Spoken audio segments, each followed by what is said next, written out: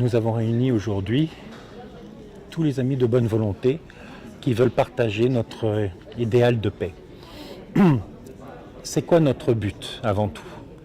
Notre but, c'est de dire que la paix, c'est un droit universel. Vous y avez droit aussi bien vous que moi. Nous avons le droit de sortir dans un café, d'aller dans un restaurant, d'aller sur une plage ou dans une gare ou de prendre l'avion sans avoir un risque de tout à coup avoir nos vies chamboulées parce qu'il y a une guerre dans un pays du monde qui ne nous concerne pas la plupart du temps. Donc aujourd'hui, nous sommes là pour tirer un signal d'alarme. Je vais commencer la conférence par le premier discours de M. Victor Hugo. Vous savez, Victor Hugo, c'était bien entendu notre célèbre auteur de Français des Misérables, mais c'est celui qui a fait le premier congrès pour la paix, en 1849 à Paris. Si vous reprenez le discours que je vais vous lire, et vous voyez les similitudes aujourd'hui, vous vous dites, mais que s'est-il passé en 179 ans? Rien. C'est-à-dire qu'en fait, on parle tout le temps de la paix, mais on ne la fait pas. Si on ne va pas chercher les fondements intrinsèques des problèmes qui lient ces guerres, on n'en sortira jamais.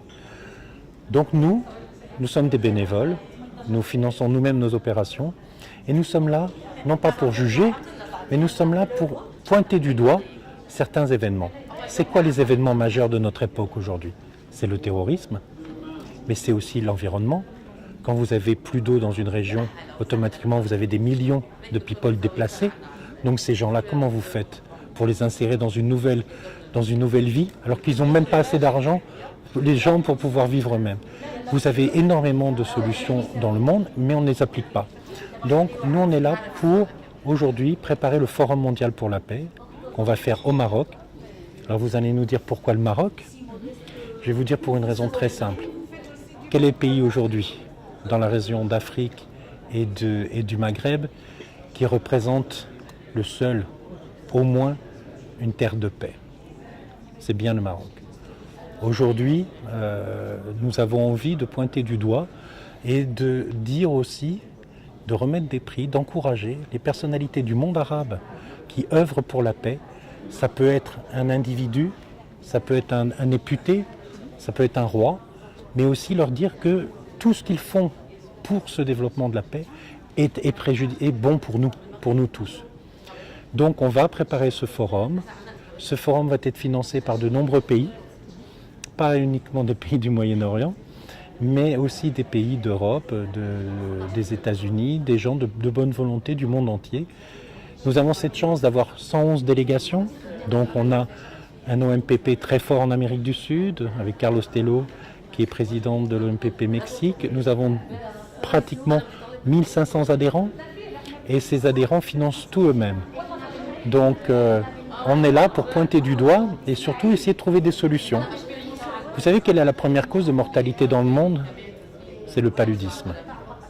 C'est la première cause de mortalité dans le monde. Or, qu'est-ce qu'on fait pour le paludisme? On achète des moustiquaires. Ça ne va pas faire grand-chose. Donc nous, qu'est-ce qu'on fait en MPP? On sponsorise. Nous allons sponsoriser un inventeur qui a inventé un petit appareil qui change l'odeur corporelle de l'homme, si bien que vous devenez invisible pour le corps humain. Alors vous allez dire, qu'est-ce que ça a un rapport avec la paix? Mais la paix, c'est aussi éviter la mort. C'est pas uniquement éviter les conflits, c'est surtout lutter contre la précarité, lutter contre la famine, lutter contre les migrations. Le problème, vous savez bien qu'aujourd'hui, on a un problème de migrants qui est énorme. Vous vous rendez compte, la Jordanie, qui a plus de 20% de sa population, qui vient de l'extérieur et qui doit être supportée par 40% de la population active. C'est quelque chose d'énorme. Donc on lutte pour toutes ces choses-là et on lutte dans du concret pour essayer qu'on avance. Alors, nous étions tout petits. Si vous regardez le board aujourd'hui de notre comité exécutif, vous trouverez une élue du Parlement, Madame Naïma Farah, mais vous trouverez des docteurs, des chirurgiens, des professeurs, des ouvriers, des jeunes. N'oubliez pas que la jeunesse, c'est l'espoir de votre pays. Donc, plus vous aurez une élite qui sera formée, plus votre pays sera fort. Vous avez des sportifs. Le sport est un grand véhicule de paix parce que quand vous êtes à courir sur un terrain, même en football, une équipe de 11, vous pouvez être multiracial, vous pouvez avoir des gens qui viennent de toutes les cultures. Donc on va booster tout ça avec nos moyens, mais surtout avec l'énergie de tous. Alors au début nous étions peu, et maintenant nous sommes une chaîne extrêmement importante. Nous avons un bureau en Tanzanie, le président nous supporte, nous avons le président du Liban qui nous aide aussi. Vous allez avoir lors de la conférence des gens qui sont venus du Liban pour montrer qu'ils voulaient nous aider. Nous voulons les aider aussi. Nous allons faire des choses au Maroc, évidemment. Ce forum va en être un des premiers points forts.